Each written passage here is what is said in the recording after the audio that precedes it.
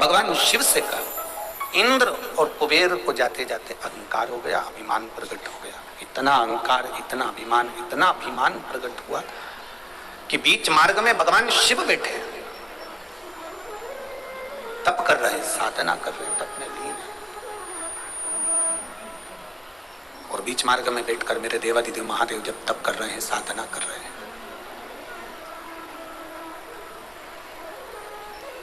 तब साधना में जब मेरे देवादिदेव महादेव लीन है, कुबेर जी ने इंद्र से कहा, बीच में कोई बैठा है,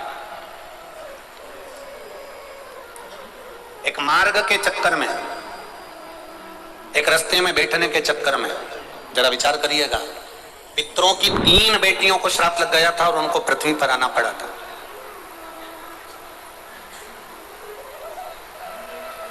पितरों की 3 बेटियों को पृथ्वी पर आना पड़ा था और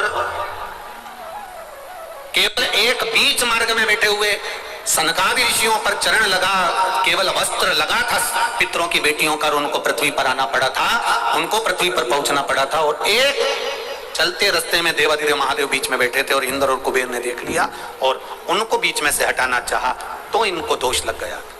हम कई बार कथा में कहते हैं, आज फिर इस कोकड़ी गांव की पावन भूमि पर शंकर भगवान की इस पावन कथा में कहते हैं, फिर कह रहे हैं, जिसको लगे कि मुझे 1 बजे से 4 बजे तक कथा है और मुझे 2 बजे घर जाना है या 3 बजे घर जाना है, तो हम पहले भी कथा में कहते आए, आज फिर कह रहे हैं। और जितने लोग आस्था चैनल पर सुन रहे हैं, जितने फेसबुक यूट्यूब पर सुन रहे हैं, तुम 3 बजे तुम्हें घर जाना है तो तुम्हें सबसे आखिरी में जाकर बैठना चाहिए, जिससे किसी को तुम्हारा पाँव ना लग जाए, तुम्हारा कपड़ा ना लग जाए, तुम्हारा वस्त्र ना लग जाए। और तुम्हें आना भी देर से, 1 बजे कथा चालू होगी, टीवी पे देख लेगी, फिर आराम से गाड़ी में बैठकर चलोगे, 4 लोगों को इधर लात मारोगे, 4 को उधर लात मारोगे, इतना बड़ा पट्टा टांग कर वीआईपी बनकर आकर लोगों को धक्का मारते हुए बैठोगे, ये श्रेष्ठता नहीं। ऐसी कथा सुनने से ना तो कोई फायदा होता है और ना कोई लाभ मिलता।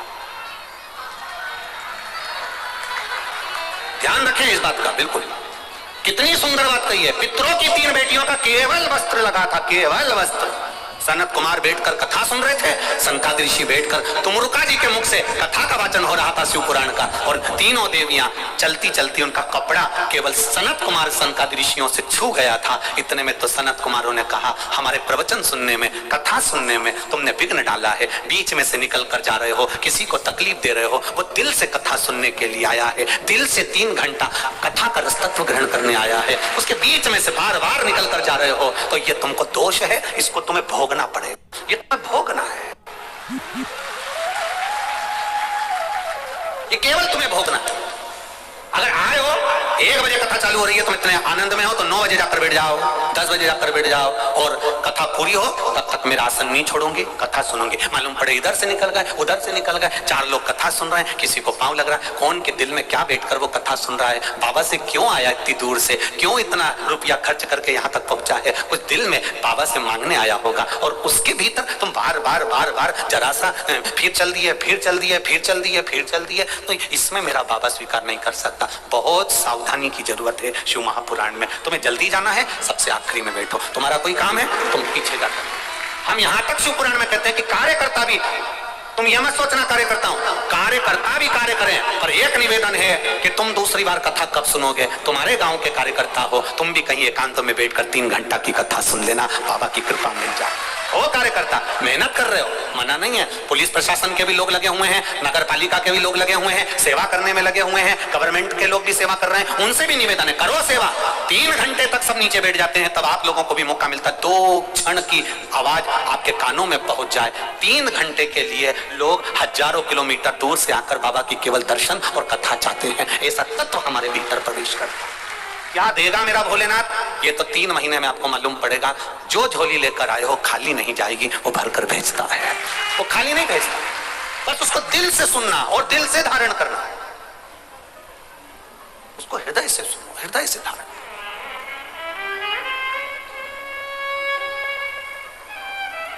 आपकी चित्त वृत्ति में परमात्मा को उतारो।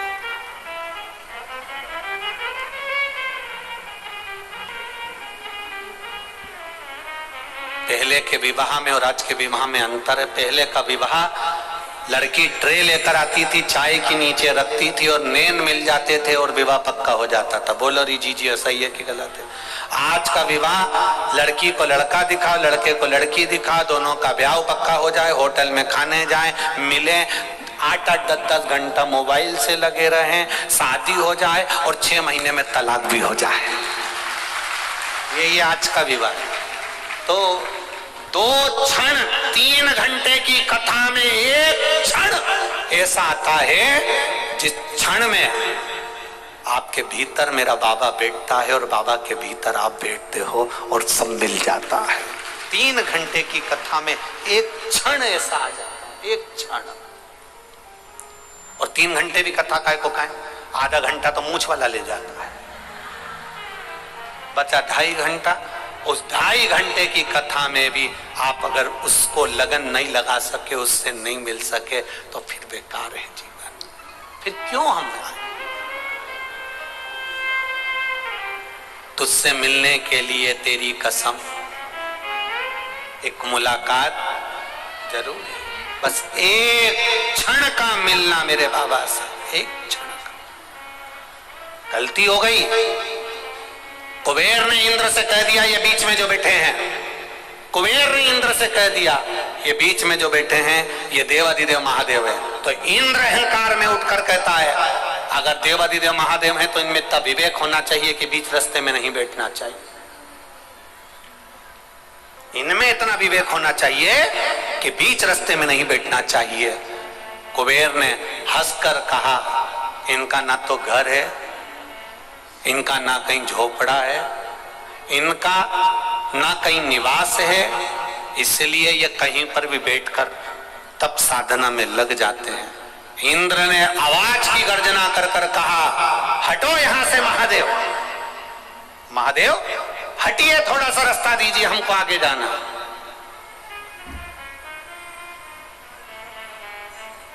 हटो यहां से। बीच मार्ग में देवाधिदेव महादेव बैठे, तो इंद्र उनकी गलती गिना रहे। इंद्र ने कहा इनके पास में घर नहीं है, इनके पास में झोपड़ा नहीं है, इनके पास में मकान नहीं है, बीच रास्ते में बैठ गए। अब सोचा बीच रास्ते में बैठे, हटो महादेव हटो, महादेव हटते नहीं है, महादेव नहीं हटे। आ गया इंद्र को क्रोध। जिसको अहंकार होता है, अभिमान होता है, उसको क्रोध, जरा सी जगह नहीं मिले, बैठने की व्यवस्था नहीं मिले तो उसको क्रोध आ जाता है। जब क्रोध आए समझ लेना कहीं ना कहीं अहंकार प्रकट हो रहा है, अभिमान सामने आ रहा है।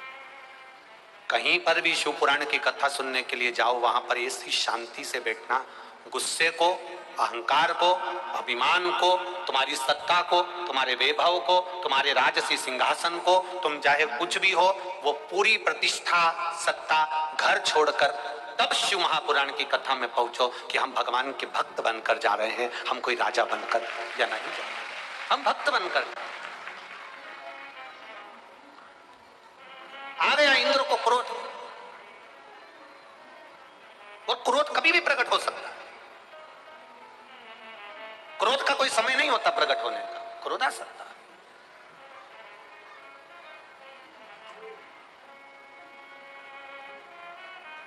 आया क्रोध, और ऐसा क्रोध प्रकट हुआ, ऐसा क्रोध प्रकट हुआ, इंद्र ने वज्र उठा लिया केवल महादेव को हटाने के लिए। वज्र देने वाला भी महादेव है, इंद्र को सिंहासन पर बिठाने वाला भी महादेव है। जब जब असुरों ने आक्रमण करा और इंद्र की सत्ता चली गई, तब मेरे महादेव ने लाकर बार बार दिया है, और आज वो इंद्र महादेव को हटाने के लिए वज्र उठा रहा है। पिता को समझना, माता को समझना, ये दुनिया के बस की बात नहीं है मेरी बहनों। हे मेरी छत्तीसगढ़ की जीजी और मेरे छत्तीसगढ़ के जीजा, अच्छे से सुन लेना। माता पिता को जानना ये बहुत कठिन विषय है। माता पिता को पहचानना बहुत कठिन विषय है। बड़ी बहू को लगता है कि सास छोटी को ज्यादा चाहती है, छोटी को लगता है कि सास बड़ी को ज्यादा चाहती है, और सास से पूछा जाए कि तुम किसको चाहती हो, सास कह देगी मैंने दोनों बेटों को बराबर का दूध पिलाया है, मेरी दृष्टि में दोनों बेटे बराबर हैं। सास की दृष्टि में कोई बड़ा नहीं कोई छोटा नहीं, सास की दृष्टि में कोई बड़ा नहीं कोई छोटा नहीं, सास की दृष्टि में सब बराबर। दृष्टि में भेद हमारा हो गया और हमारी दृष्टि में भेद होता है, इसलिए हमको भेद नजर आता है।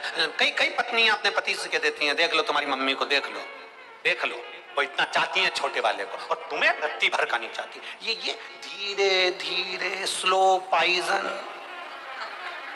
24 घंटा देती रहती है। फिर एक दिन वो स्लो पॉइजन इसके दिमाग में बैठ जाता है और उसको ये लगने लगता है कि मेरी माँ छोटे को ज्यादा चाहती है, उसको लगने लगता है मेरी माँ बड़े को ज्यादा चाहती है, उसको लगने लगता है कि मेरे पिता मंझले को ज्यादा चाहते हैं कि संजले को ज्यादा चाहते हैं। पर माता पिता की दृष्टि में कोई बड़ा कोई छोटा नहीं होता, माता पिता की दृष्टि में सब बराबर होते हैं। माता पिता की दृष्टि में कोई बड़ा नहीं कोई छोटा नहीं, माता पिता की दृष्टि में सब बराबर है। पिता की जायदाद के बराबर के हिस्सेदार हो तो माता के स्तनपान के भी तुम बराबर के हिस्सेदार हो। जितना उसने दूध पिया उतना तुमने पिया है। ये दृष्टि की भेदता कहीं ना कहीं हमारे द्वारा प्रकट करेगी। ये दृष्टि की भेदता हम लोग प्रकट करते हैं। कई लोग सनातन धर्म को तोड़ने वाले दिन रात तुमको भरते रहते, 24 घंटा भरते हैं। हनुमान जी तो है ही नहीं, राम जी तो है ही नहीं, गणेश जी तो है ही नहीं, शंकर जी तो है ही नहीं, बाद में कह देंगे तुम्हारा बाप तो है ही नहीं। ये दिन भर भरते हैं जो सनातन धर्म को तोड़ने वाले, 24 घंटा भरेंगे। इनका एक ही काम है, तुम्हारे घर में आके बैठेंगे और आके बैठने के बाद तुमको धीरे धीरे स्लो पॉइजन देते रहेंगे। क्यों पूजन कर रहे हो, क्यों अगरबत्ती लगा रहे हो, क्यों धूप बत्ती लगा रहे हो, क्यों ब्राह्मण को घर में बुला रहे हो, क्यों अनुष्ठान करवा रहे हो। ये दिन भर स्लो पॉइजन देंगे। और ऐसे स्लो पॉइजन वालों के लिए एक ही जवाब है, खुलकर बोल दो उनसे, हम तेरे पास में राय लेने नहीं गए कि हम किसको पूजें, हमारी मर्जी। सनातन धर्म में पैदा हुआ हूं, हिंदू धर्म में पैदा हुआ हूं, इसलिए पूजन मेरी मर्जी से करूंगा। ये मेरी मर्जी है कि मैं भगवान का आराधना कर रहा हूं, मैं किसी दूसरे धर्म में झूठन खाने नहीं जाऊंगा।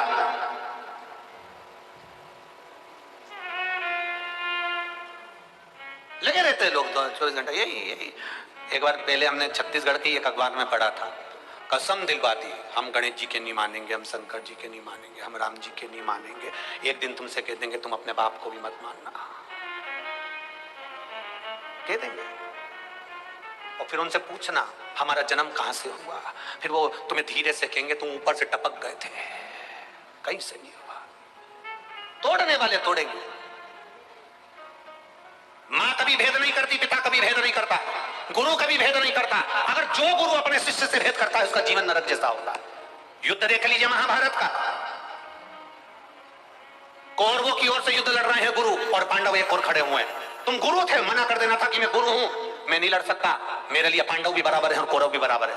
आखिरी में उन गुरुओं के प्राण गए, उनकी औलादों के भी प्राण गए। भेद मत करो। क्यों भेद करना?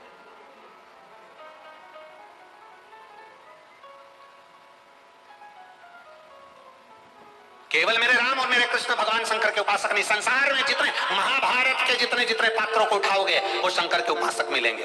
गांधारी कौन थी? शिव की उपासक। द्रौपदी कौन थी? शंकर की उपासक। जितने को उठाओगे आप ये सब शिव के उपासक।